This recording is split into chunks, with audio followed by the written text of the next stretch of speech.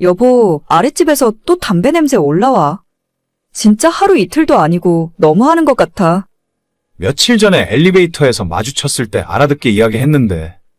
아니, 진짜 왜 그렇게 집에서 담배를 피워대는 건지 모르겠네. 우리가 명절마다 선물도 주고 잘 좀 부탁한다고 몇 번을 이야기했잖아. 말이 안 통하는 사람 같더라. 아, 그나저나 진짜 짜증난다. 수연이 태어나고 일부러 이 아파트로 이사 온 건데, 아파트 어린이집도 괜찮다 하고 바로 앞에 초등학교도 있어서 이 집에서 오래오래 살고 싶었거든. 그러니까 괜히 전에 살던 집주인이 금매로 내놓고 나간 게 아니었나 봐. 우리 아파트 동대표한테 물어봤더니 이미 예전부터 말이 많이 나왔었대. 근데도 절대 안 고쳐진다 하더라고. 그 집도 여자가 임신했다고 하지 않았어? 집에 임산부가 있는데도 담배를 방 안에서 피는 거야? 기본 상식이 없는 놈인 것 같아. 저런 인간들이랑 괜히 싸워봤자 좋을 게 없어. 그럼 앞으로 계속 담배 연기 맡으면서 살라고? 나야 그렇다 치고 우리 수연이가 무슨 죄야? 그냥 집을 부동산에 내놓고 다른 곳으로 이사 갈까? 이 아파트에 다른 동으로 이사 가면 되잖아. 이사 가는데 드는 돈은 한두 푼이야? 이 집에 들어올 때 도배랑 바닥이랑 전부 다 새로 했어. 그것만 해도 1,000만 원인데 아까워서 어떻게 그냥 나가? 그것도 그렇긴 하다.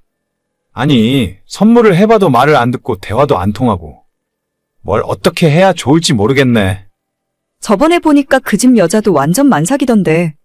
아이 태어나면 좀 다르지 않을까? 아무리 그래도 자기 집에 갓난 아이가 있는데 집안에서 대놓고 담배 피우진 않겠지. 소용없을걸? 지금도 저러는데 애 태어난다고 뭐가 달라지겠어. 기껏해야 안방 화장실에서 뻑뻑대고 피우겠지. 안방 화장실은 심했다. 냄새 다 올라오잖아. 지금도 새벽에 가끔 냄새 나잖아. 그건 안방에서 피우는 것 같더라. 아, 진짜 내가 저 인간을 콱 어떻게 해버리던가 해야지. 우리는 남한테 피해 안 주려고 얼마나 노력하면서 사는데. 정말 저런 놈들 때문에 아파트 사는 게 싫어져. 시골에 집 짓고 살아도 마찬가지야. 동네 시골 사람들 텃세가 장난 아니거든. 하긴 뉴스 보니까 시골도 만만하진 않겠더라. 아직 내 육아휴직 1년도 더 남았는데 그동안 집에서 밤낮 없이 담배 연기 맡아야 할지도 모르겠네. 안 그래도 미세먼지 때문에 창문 열고 환기도 잘 못 시키는데. 일단 공기청정기 한 대 더 사줄게. 그리고 다음에 마주치면 한 번 더 알아듣게 이야기해보고. 그래서 알아들을 사람 같으면 진작 사과하고 안 그랬겠지. 그냥 포기해. 그런 인간 상대해봤자 스트레스만 받아. 어휴, 층간소음 싫어서 꼭대기층으로 왔더니 별 이상한 놈 때문에 이러고 살 줄은 몰랐네. 그러게나 말이야. 제가 작년 말에 딸을 낳게 되고 남편과 지금까지 모은 돈을 모두 털어서 지금 이 집으로 이사를 오게 되었습니다. 지은 지 10년 가까이 되는 조금은 오래된 아파트지만 단지 내에 어린이집이라거나 시설들이 괜찮은 편이었고 무엇보다 아파트 정문 바로 앞에 초등학교가 있어서 아이 키우고 살기에는 이보다 좋은 환경이 없더라고요. 전에 남편과 살던 곳은 빌라였는데 거기는 위층에서 밤마다 뛰고 구르고 발망치 소리 때문에 스트레스를 많이 받았어요. 다음 이사갈 곳은 무조건 아파트 꼭대기층이라 다짐을 하는 계기가 되었습니다.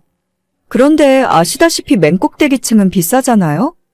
생각보다 돈이 많이 들어서 망설이고 있었는데 마침 시세보다 2,000만 원이나 저렴하게 급매물이 올라왔습니다.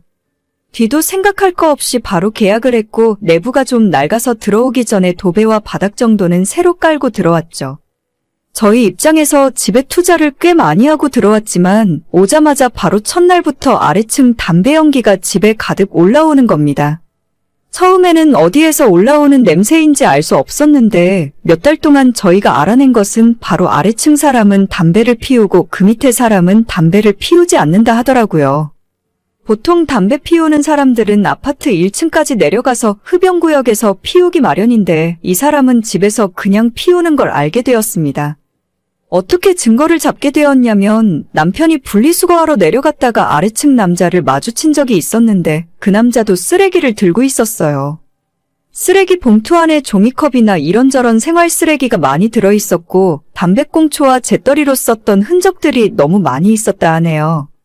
처음엔 좋게 풀고 싶어서 대화도 시도해봤고 남편 일하는 회사에서 선물 세트를 가져다가 명절에 전달한 적도 있습니다. 하지만 그 이후로도 전혀 바뀐 것이 없고 자기 집에서 내가 담배 피우는데 너희들이 무슨 상관이냐는 식이에요. 아래층 부부도 임신 중이라서 그나마 아이가 태어나면 조금이라도 바뀔 수 있지 않을까 기대를 한 적도 있었습니다. 아, 오늘도 담배 냄새 올라온다. 진짜 돌겠다 돌겠어. 아래층 여자 산후조리원에서 나왔다고 하지 않았나? 응, 아마 나왔을걸? 어제 애 우는 소리 들리던데. 그럼 애랑같이 한 집에 있는데도 계속 담배를 피우는 거야? 진짜 생각이란 게 없는 사람인가? 자기는 화장실에서만 피우니까 애한테는 괜찮다고 생각하는 거겠지. 그리고 환풍기 틀어대니까 우리 집으로만 냄새가 다 올라오는 거야. 아, 진짜 너무 스트레스 받는다. 그냥 나가서 피우고 오는 게 그렇게 힘들고 어려운 일인가? 우리는 둘 다 담배 안 피우니까 어떤 심정인지 이해는 잘 안 가지. 근데 이웃이 불편해하면 당연히 하지 말아야 하는 거 아닌가? 안 되겠다. 나도 더 이상은 못 참겠어. 가만히 좋게 좋게 넘어가니까 완전 우습게 보는 것 같아. 그럼 어떻게 하려고? 복수라도 할 생각이야? 우리도 눈치 보며 살 필요 없잖아. 앞으로 하고 싶은 대로 맘대로 하고 살 거야. 안 그래도 밖에도 못 나가서 운동도 못하고 몸이 찌뿌둥했었는데 마침 잘 됐네. 이제 집에서 요가도 하고 이참에 러닝머신도 한 대 살까? 그래, 생각해보니까 우리만 바보처럼 배려하고 살았네. 앞으로는 집에서 맘대로 뛰고 구르고 하고 싶은 거 다 하고 살자. 당장 오늘 저녁부터 거실에서 춤추고 놀아야겠다. 우리 수연이도 빨리 걸음마 시작해서 뛰어다녔으면 좋겠네. 마음껏 뛰어놀게 해야지. 그래, 배려하고 사는 사람만 손해보는 세상이야. 인간 같지도 않은 놈들한테는 똑같이 갚아줘야겠어.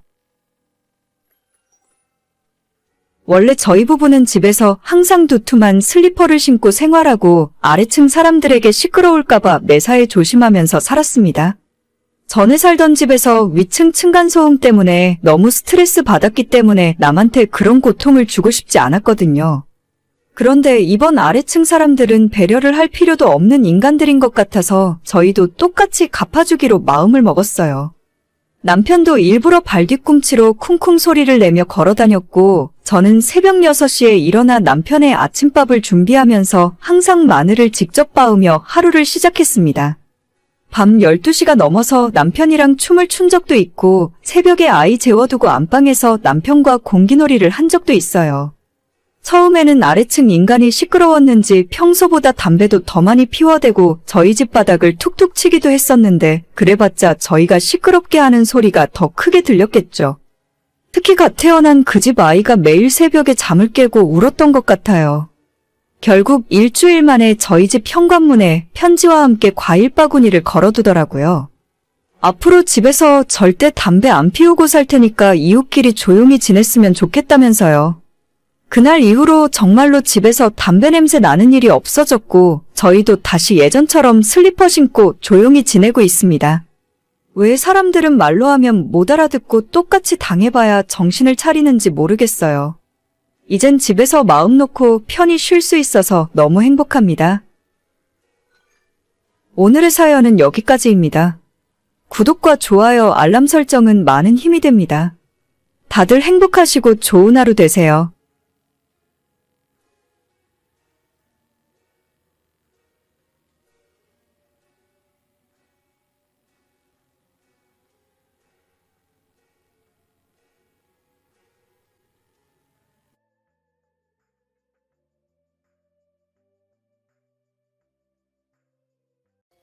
오늘 저녁은 당신 혼자 알아서 먹어. 나는 퇴근길에 엄마네 집 들러서 저녁 먹고 갈게. 또? 오늘 낮에 장 봐서 반찬들 다 만들어놨는데 그냥 집에 와서 같이 저녁 먹자. 엄마가 삼겹살 구워준대. 너도 우리 엄마 집에 가서 같이 저녁 먹던가? 그건 싫잖아. 그러니까 나 혼자 먹고 간다고. 알겠어. 알아서 먹고 들어와. 나도 혼자 알아서 먹을게. 그래, 당신 하루 종일 집에서 힘들 텐데 먹고 싶은 거 있으면 그냥 배달시켜 먹어. 날도 더운데 괜히 음식 만드느라 고생하지 말고. 말이라도 고맙네. 저는 2년 전 결혼했고 지금은 건강 문제로 잠시 일을 쉬는 중입니다. 완전 백수가 된 건 아니고 3개월 병가를 내어놓고 수술을 받았어요. 다행히 수술은 성공적으로 잘 끝났고 다음 달 초에 회사 복직을 목표로 푹 쉬는 중입니다. 병원에 오래 누워 있어서 그런지 아직 체력은 많이 부족해서 운동을 심하게 하거나 많이 걸어 다니기엔 체력적으로 부담이 심해요. 친정엄마가 얼마 전까지 우리 집에 올라오셔서 밥도 해주고 집안일도 도와주셨는데 지금은 다시 집으로 내려가시고 저 혼자 집에서 쉬면서 집안일도 하는 중입니다.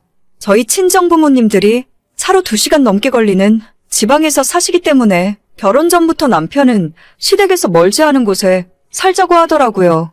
나중에 제가 임신을 하거나 아이를 낳게 되면 봐줄 사람이 필요하니까 시댁이랑 집이라도 가까워야 서로 편하지 않겠냐고 하면서요. 처음에는 시댁이랑 가까이 살면 시어머니가 너무 간섭하고 괴롭히는 게 아닐까 걱정했는데 그런 걱정은 쓸데없는 기우였어요. 저희 집에 함부로 찾아오시는 적도 없고 지금까지 살림 똑바로 하라며 잔소리하는 경우도 전혀 없이 지난 2년간 자유롭게 지냈습니다. 하지만 어떨 때는 조금 너무한다 싶을 정도로 저한테 관심이 아예 없으세요. 남편이 외동아들이라 그런지 시어머니는 저희 남편을 정말 아끼고 좋아하시는데 반면에 며느리인 저한테는 아무런 관심이 없어 보이십니다. 어느 때는 무관심한 것이 편할 때도 있지만 2년이나 지난 지금까지 시어머니께서 저를 어색해하고 대화도 거의 하지 않으려 하시니까 시댁만 가면 제가 투명인간이 된 기분이에요. 주말에 우리 부모님 모시고 낙지 먹으러 갈까? 당신 낙지 좋아하잖아. 나는 됐어. 당신이나 부모님 모시고 갔다 와. 아니 여보는 왜 우리 부모님이랑 식사하는 자리에 가는 법이 없어? 어차피 집에서 할 일도 없을 텐데 그냥 같이 가서 먹고 오면 좋잖아. 아버님은 그럭저럭 괜찮은데 어머님이랑 같이 있는 것 자체가 너무 어색해. 나한테 말도 잘 안 거시고 내가 하는 말에 대답도 잘 안 하신단 말이야. 그건 우리 엄마가 낯을 가리고 수줍음이 많으시니까 그런 거지. 자주 보고 얼굴을 익히면 그때부터 조금씩 편해질 거야. 2년 동안 나도 노력할 만큼 했는데 어머님은 처음부터 지금까지 똑같으셔. 이제 그냥 포기했으니까 당신이나 부모님 모시고 가서 맛있게 먹고 와. 어휴 진짜 너도 피곤하다 피곤해. 제가 시부모님과 같이 밥 먹으러 가지 않는 이유는 어머님께서는 저를 앞에 두고 티가 날 정도로 너무하게 본인 아들만 챙기십니다. 맛있는 음식이나 메인 반찬들은 전부 아들 앞으로 다 밀어놓고 어느샌가 정신 차려보면 제 밥그릇 앞에는 김치랑 밑반찬, 나물 쪼가리들 뿐이죠. 물론 제 앞에 반찬을 남편 앞으로 가져간다고 해서 제가 먹지 못할 이유는 없습니다. 팔을 좀 뻗어서 가져다 먹으면 되는 일이지만 이미 제 식욕은 뚝 떨어져 버리고 마는 거죠. 당연히 본인 아들이 더 중요하고 아끼는 마음은 이해하겠는데 저도 그 밥상 위에서 같이 밥을 먹고 있는 사람이라는 걸 어머님은 아예 생각도 안 하시는 것처럼 행동하세요. 이것 좀 먹어봐라, 저것 좀 먹어봐라 아들한테 그렇게 관심을 쏟으시면서 저를 없는 사람 취급을 하니까 도저히 같은 밥상에서 밥을 못 먹겠더라고요. 처음에는 심호와 벽을 허물고 싶어서 선물도 사들고 자주 찾아가고 제가 먼저 안부 전화도 자주 드렸었는데 제 전화를 받으면 어색해하고 할 말 없어서 빨리 끊었으면 하는 시어머니의 속마음이 느껴질 정도였어요. 아무리 노력해봐도 관계 개선이 안 되니까 저는 저대로 포기하고 조용히 살아야겠다 생각했죠. 그런데 얼마 전에 복날이 있었잖아요. 그때 갑자기 시어머니가 남편을 통해서 복날인데 백숙을 같이 먹자며 집으로 오라 하시더라고요. 밖에 나가서 사 먹는 게 저도 편하지 시댁에서 먹는다고 하니 진짜 가기도 싫었습니다. 당신 진짜 이번에도 안 갈 거야? 엄마가 복날이라고 소정딱 사다가 백숙 해놓는다는데 이번에도 안 먹겠다고 거절하면 분위기 이상해져. 나는 그냥 집에서 집밥 먹으면 되는데 당신 혼자 가서 나 대신 많이 먹고 오면 안 돼? 아니야. 이번에는 엄마가 꼭 당신도 같이 데려오라고 했단 말이야. 당신 백숙에 들어있는 찹쌀죽도 좋아하잖아.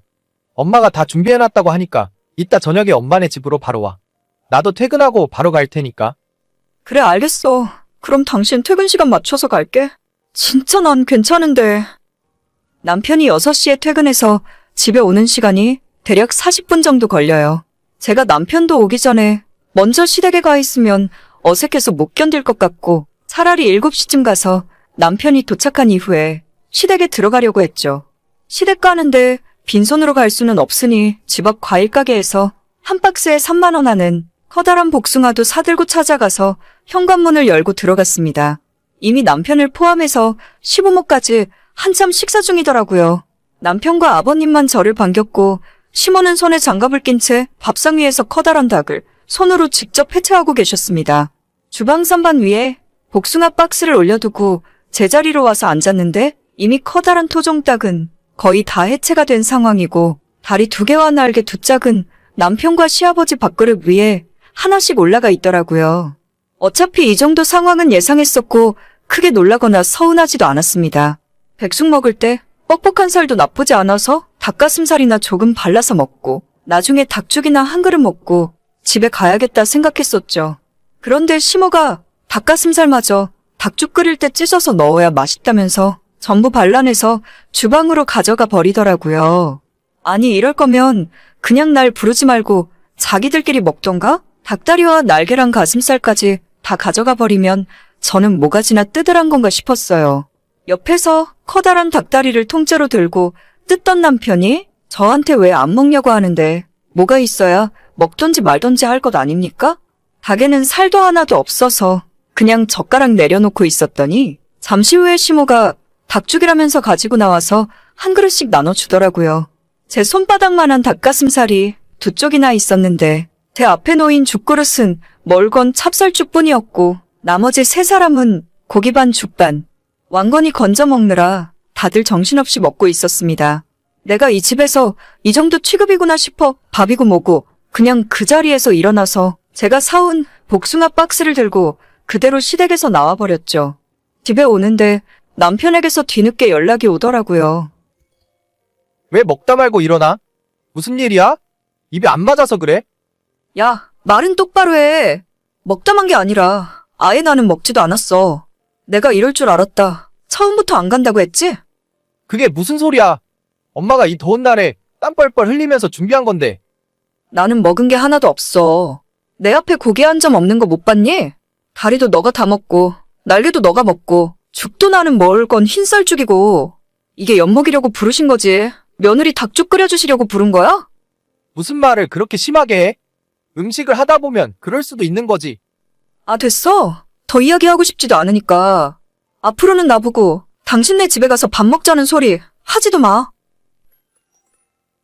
저 그날 집에 와서 혼자 복숭아 깎아먹고 말았습니다. 앞으로 한 번만 더 시댁 인간들이랑 같이 밥 먹자고 하면 남편이고 뭐고 다 엎어버리려고요. 무신경한 것도 정도가 있지. 자기 아내가 이런 취급받고 있는데 혼자서 닭다리가 목구멍으로 넘어가는지 모르겠어요. 시모가 먼저 저를 사람 취급하지 않으시니 저도 더는 며느리 노릇 안 하려고요. 명절이고 뭐고 자기들끼리 알아서 하고 저는 찾지 마세요. 남편이나 시모나 저한테 며느리 노릇하라고 하면 그냥 이혼하고 혼자 살 테니까요. 그게 100번이고 1000번이고 나을 것 같네요.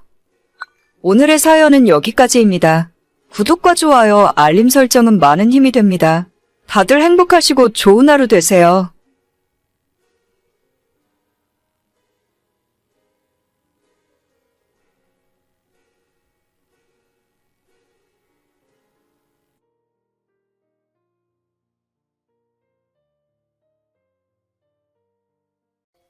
다음 주말에 너네 오빠 상견례 하는 거 알지? 너무 늦지 않게 내려와. 처음 인사드리는 건데 너도 같이 가야지. 내가 몇 번이나 말했잖아. 주말에는 정말 시간 빼기 힘들어. 호텔에서 일하니까 주말에 손님이 가장 많이 온단 말이야. 나중에 오빠 결혼식 할 때는 미리 휴가 낼 거니까 상견례는 나 없이 그냥 해. 뭐 대단한 일 한다고 네 오빠 상견례를 안 와? 너 그거 사돈댁에 엄청 예의 없이 행동하는 거야. 내 사돈인가? 오빠가 결혼하면 하는 거지. 왜 나한테 자꾸 뭐라 그래? 나도 회사에서 사정이 있고 요즘은 정말 바쁘기 때문에 주말에 쉬는 건 무리야. 그러니까 너도 오빠처럼 공부 열심히 해서 좋은 회사를 갔어야지. 여자애가 무슨 호텔에서 일한다고. 내가 난 부끄러워서 어디 가서 너 얘기를 못해. 너 그러다가 결혼이나 하겠냐? 아니, 내가 하는 일이 뭐 어때서 그래? 여기 들어오고 싶어도 못 들어오는 사람들이 얼마나 많은데. 내 인생은 내가 알아서 잘 살 테니까 내 걱정 말고 엄마는 오빠나 신경 써. 안 그래도 그럴 생각이야? 집안 행사 때 오지도 않으면서 네가 언제 딸 노릇 제대로 한 적이나 있냐? 엄마한테는 내가 말을 말아야지. 저는 올해로 32살이고 서울에 있는 한 5성급 호텔에서 일을 하고 있습니다. 예전부터 멋진 호텔에서 일해보는 것이 꿈이었고 지금 저희 직업에 굉장히 만족하고 있어요. 위로 4살 많은 오빠가 하나 있는데 오빠는 그냥 평범한 사무직 회사원입니다. 저희 부모님에게는 오빠는 항상 말 잘 듣고 착한 아들이고 부모님들의 자랑이죠.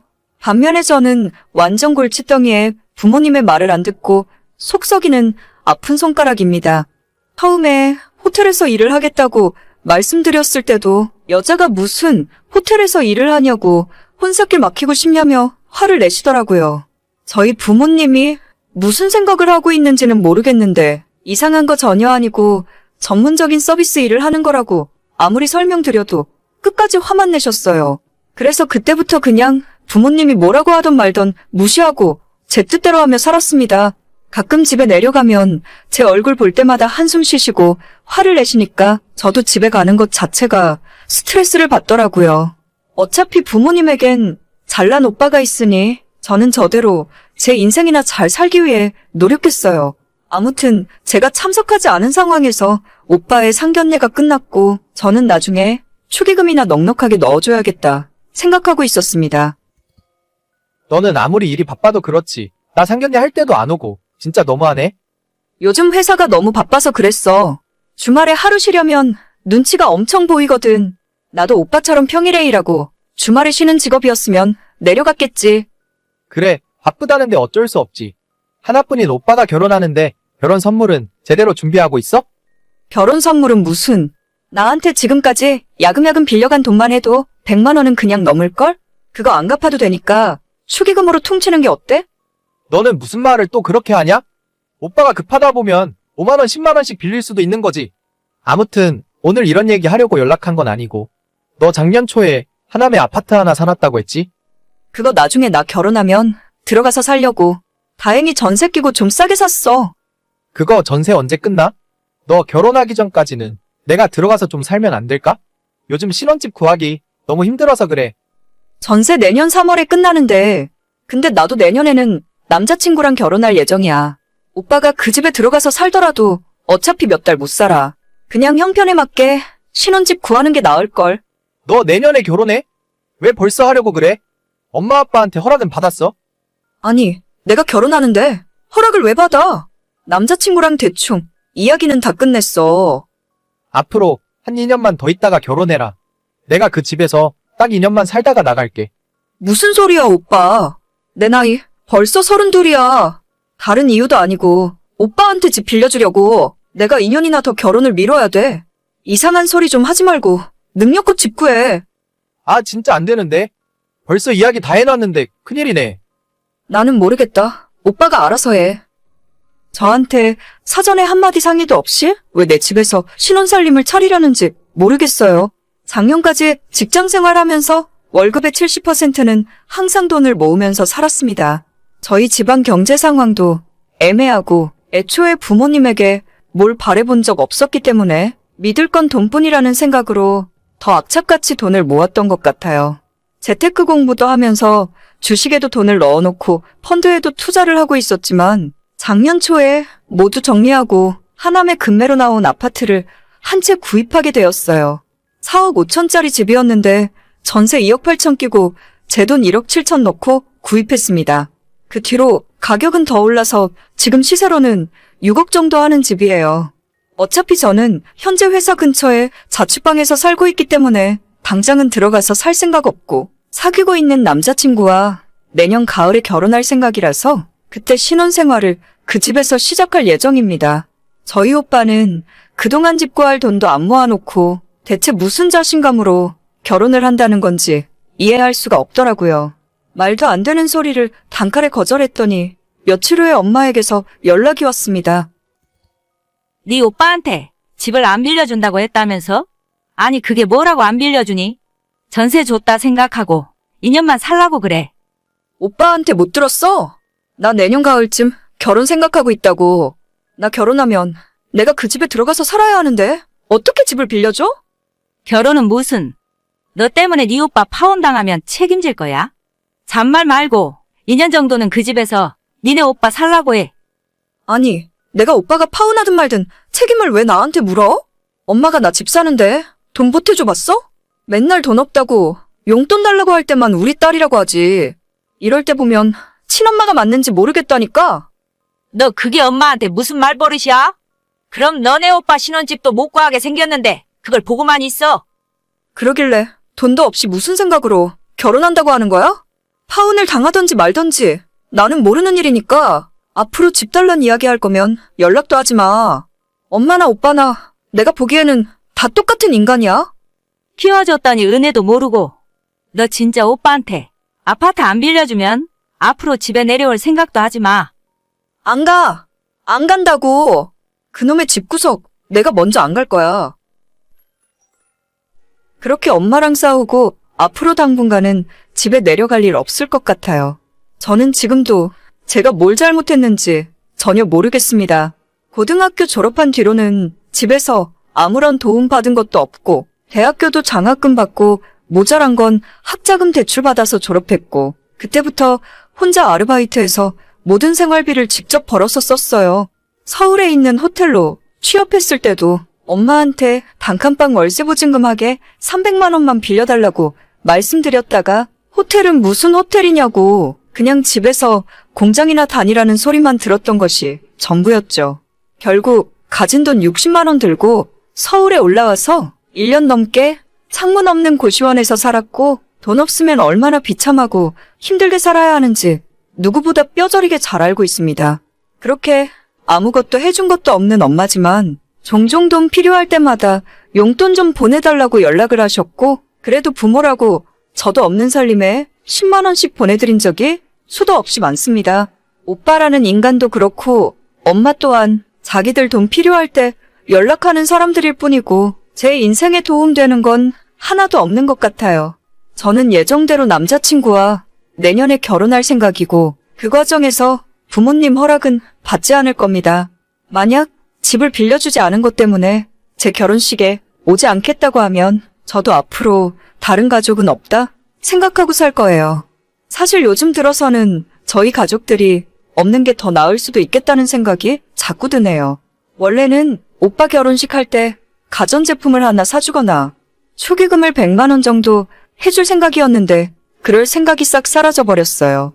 농담으로 한 소리였지만 제가 지금까지 오빠한테 야금야금 빌려준 돈만 100만 원이 넘을 테니 그걸 축의금이라 생각하고 퉁치고 넘어가려고요.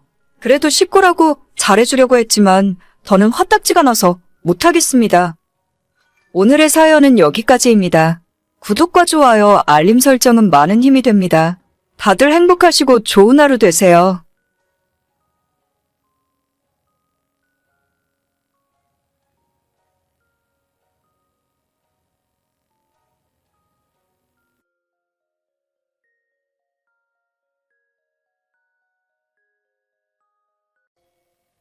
여보, 오늘 우리 엄마가 퇴근하고 같이 저녁 먹자 하시네? 이따 집으로 가지 말고 바로 우리 엄마네 집으로 가. 또? 나는 어머님 음식 입에 안 맞는데. 그냥 당신 혼자 가서 먹고 오면 안 돼? 나는 야근이라고 거짓말이라도 좀 해줘. 에이, 어떻게 그래? 우리 엄마가 나 먹이려는 것도 아니고 며느리 먹이고 싶어서 아까 마트까지 가서 장 보고 오셨다는데 그냥 성의를 봐서라도 먹어줘. 아니 어머님 음식 너무 맵단 말이야. 내가 매운 거 못 먹는 거 알고 나신 이후로는 점점 더 맵게 만드시는 것 같아. 이제는 아예 입에도 못 댈 지경이라니까? 당신이 매운 걸 너무 못 먹긴 하지. 근데 그것도 안 먹어봐서 그래. 자꾸 먹어봐야 점점 느는 거야. 술이건 매운 음식이건 먹어야 늘지. 이제 당신까지 어머님이랑 똑같은 소리야? 저번에 억지로 청양고추 먹이는 바람에 내가 얼마나 고생했는데 당신네 식구들이 매운 음식을 좋아하던 말던 내가 그걸로 뭐라고 안 하잖아. 근데 왜 먹기도 싫고 못 먹는 나한테는 억지로 먹으라고 강요하냐고? 언제 강요했다고 그래? 맛있는 거 같이 먹으면 좋잖아. 맨날 당신만 심심한 거 먹고 있으니까 우리 엄마가 안타까워서 그렇지. 나는 매운 거 못 먹으니까 내가 먹을 수 있는 것만 먹겠다는데 진짜 당신이나 당신네 식구들은 왜 그래? 내가 힘들고 고통스러워하는 모습 보면 재밌어? 누가 재밌자고 그래? 솔직히 너가 서양에서 태어나서 자랐으면 모를까. 한국에서 30년째 살고 있는 토종 한국인이잖아. 근데 겨우 청양고추 하나 못 먹는 게 말이나 되는 일이야? 내가 하루 이틀도 아니고. 분명히 연애하던 시절부터 내가 매운 거 못 먹는다고 몇 번이나 이야기했어. 그때는 내 입맛에 다 맞춰줬잖아. 내가 순두부집에 가도 하얀 순두부만 먹는 거 몰라서 그래? 선천적으로 위장이 약한데 어쩌라고. 입에서 매운 것보다 먹으면 속이 너무 아파. 억지로 먹다가 잘못되기라도 하면 당신이 책임질 거야? 알겠어. 너무 그렇게 과민 반응하지 마. 그래도 오늘은 우리 엄마가 맛있는 거 해놨다고 하니까 같이 가서 먹자. 음식 만든 사람 성의를 봐서 조금 먹는 척이라도 해봐. 어머님이 음식 뭐 준비하셨는데? 내가 먹을 수 있는 음식이긴 한 거야? 아까 들으니까 아구찜이라고 하던데. 아이 진짜 나랑 장난해? 보나마나 내가 입도 못 대게 시뻘겋고 맵게 만들어놨겠지. 나 안 가. 그냥 집에 가서 나 혼자 알아서 저녁 먹을게. 당신이 그냥 나 오늘 늦게 퇴근한다고 어머님한테 이야기해. 안 돼. 이미 같이 갈 거라고 이야기했어. 내가 당신 먹을 수 있게 계란찜 하나 더 해달라고 말해놓을게. 계란찜이 문제가 아니잖아. 분명히 어머님이 억지로 먹으라고 강요하실 게 뻔한데. 에이, 우리 엄마도 안 그래 이제. 당신이 애도 아니고 어떻게 억지로 먹여. 저번에도 매운탕 끓여 넣은 거 한 입 먹고 못 먹겠다고 말씀드렸더니 자기 성의를 무시하냐고 엄청 화를 내셨잖아. 아니 그게 매운탕이야? 청양고추탕이야? 어머님이 노려보고 있는 바람에 한 그릇 다 먹고 이틀 동안 배 아파서 흰죽만 먹었어. 오늘은 안 그래. 내가 확실하게 이야기해놓을게. 당신은 그냥 계란찜에 밥만 먹고 가. 아 진짜 마지막이야. 오늘도 어머님이 매운 거 먹으라고 강요하면 그때는 앞으로 다신 시댁에 안 가. 알겠지? 알았다니까? 끝나면 바로 엄마 집으로 와. 음식 준비 다 해놓으셨대. 알겠어. 제가 선천적으로 매운 음식을 잘 못 먹습니다. 얼마나 못 먹냐면 일반적인 김치 먹는 게 한계일 정도예요. 매운 라면인 신라면을 먹으면 얼굴부터 귀까지 다 새빨개지고 물이나 우유를 아무리 마셔봤자 소용이 없더라고요. 입보다도 속이 너무 안 좋아져서 다음날 아침부터 화장실을 하루 종일 들락거리고 배가 아파서 밥도 제대로 못 먹어요. 맵기로 유명한 엽기 떡볶이를 대학 다닐 때 친구와 같이 먹은 적이 있었는데 조금 먹다가 정신이 혼미해질 정도였습니다. 결국 그날 밤에 배가 너무 아파서 택시 잡아타고 응급실까지 갔다 왔어요. 요즘도 매운 음식은 거의 먹지 않고 사는데 제가 결혼을 잘못해도 단단히 잘못했습니다. 남편이나 시댁 식구들이 매운 음식이라면 환장을 하더라고요.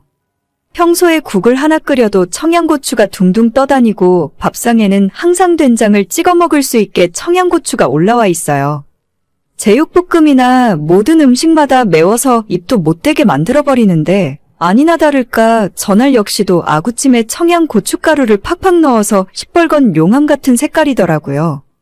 남편이 말했던 저를 위한 계란찜은 아예 존재하지도 않았고 시어머니는 자기가 직접 골라서 손질한 아구로 만들었다며 빨리 먹어보라고 억지로 재촉하셨어요. 여보, 밥 먹다 말고 어디 가? 나 그런 거 못 먹어. 당신네 식구들은 내가 응급실에 실려가길 바라기라도 하는 거야? 나 지금 집에 가는 중이니까 어머님한테 저녁 잘 먹었다고 말씀드려. 그렇다고 해서 한 숟갈도 안 뜨고 그냥 일어나면 어떡해? 너 이거 우리 식구 무시하는 거밖에 안 되는 거야. 엄마가 너 생각해서 조금 덜 맵게 만들었다는데 한 입이라도 먹어볼 생각을 해야지. 덜 맵게? 웃기고 자빠졌네. 아까 아버님이 먹자마자 땀 뻘뻘 흘리는 거 못 봤어? 어머님이 청양고춧가루 새로 사서 팍팍 넣으셨다고 했잖아. 누굴 바보천치로 안아보네? 막상 먹어보면 생각만큼 안 맵다니까? 엄마가 진짜 서운하대. 어떻게 하나도 안 먹고 그냥 갈 수 있냐고. 나는 됐으니까 당신이나 많이 드셔. 널 믿은 내가 바보지. 뭐? 계란찜을 해놔? 너 지금 나랑 장난하니? 어떻게 식탁 위에 안 빨간 음식이 하나도 없을 수가 있어? 막상 먹어보면 별로 안 맵다니까? 진짜 왜 그렇게 유난을 떨어? 아, 됐어. 나 진짜 앞으로 당신네 집에 가서 밥 먹을 일 없을 거야. 어머님한테도 이제 나는 신경 쓰지 말고 얼마든지 맘대로 맵게 만들어 드시라고 해. 당신도 원하면 맨날 어머님 댁에서 밥 먹고 오던가. 와, 진짜 성격 장난 아니네. 그냥 좀 성의를 봐서 먹는 신용이라도 하고 오면 되는데 그게 뭐가 그렇게 어려워? 우리 부모님 보는 앞에서 꼭 그렇게 유난을 떨어야 돼? 유난? 너 지금 유난이라고 했냐? 내가 배 아파서 고통받고 응급실 실려가는 것도 너한테는 유난이야? 살면서 너네 식구들처럼 남 생각 못하는 인간들은 처음 본다. 나는 너랑 결혼한 뒤로 매일 밍밍한 음식 참고 먹어주잖아.